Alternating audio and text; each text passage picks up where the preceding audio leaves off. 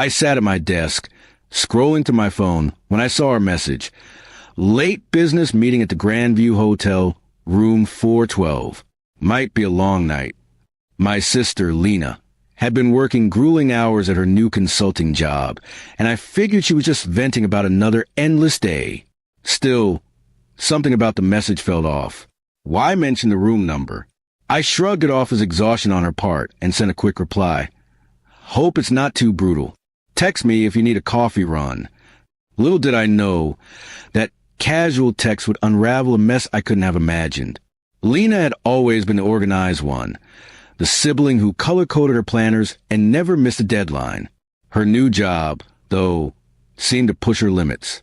She'd been traveling nonstop, meeting clients in sleek hotels and conference rooms, always with a smile plastered on her face.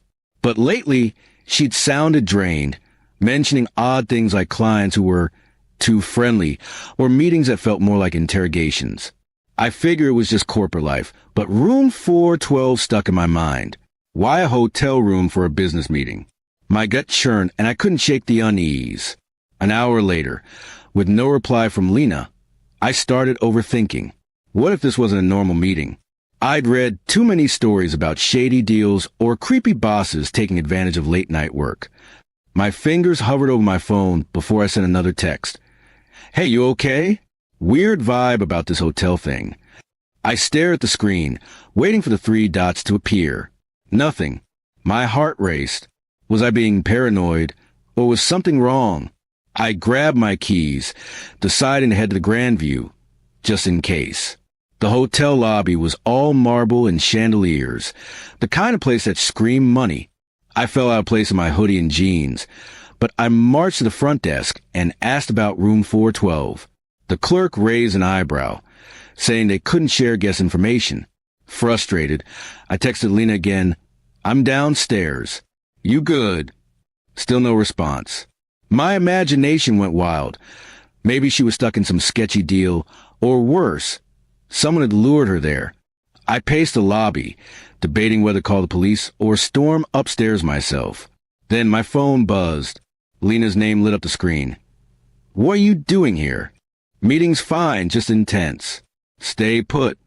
Relief washed over me, but it was short-lived. Seconds later, another text. Actually, get up here. Now. My stomach dropped. I bolted to the elevator, ignoring the clerk's curious stare. The ride to the 4th floor felt eternal, my mind spinning with worst-case scenarios. Was she in trouble? Had my text tipped someone off?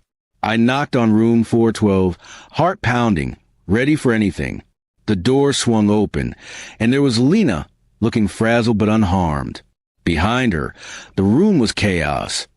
Papers strewn across the bed, laptops open, and 3 people in suits arguing loudly. What is this? I whispered. Lena pulled me inside, explaining in a hushed tone that her business meeting was actually a high-stakes negotiation with a rival firm. My text had spooked her team, who thought I was some kind of whistleblower. Apparently, my vague, weird vibe message had made them think their deal was compromised. The suits glared at me, one muttering about security breaches. Lena, trying to keep the peace, introduced me as her overly protective brother.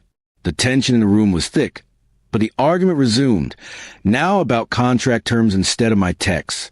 I stood awkwardly in the corner, watching Lena mediate like a pro.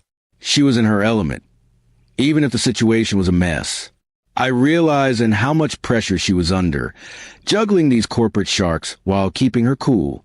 By the time I left, the meeting was back on track, and Lena promised to call later with the full story. Driving home, I couldn't help but laugh at how my innocent text had turned a routine negotiation into a near disaster. Lena was fine, but I'd learned my lesson. Next time, I'd call before showing up. Still, I couldn't shake the pride I felt watching her handle the chaos. Room 412 wasn't what I'd feared, but it was a reminder. Lena could handle anything, even if her brother's paranoia almost derailed it all.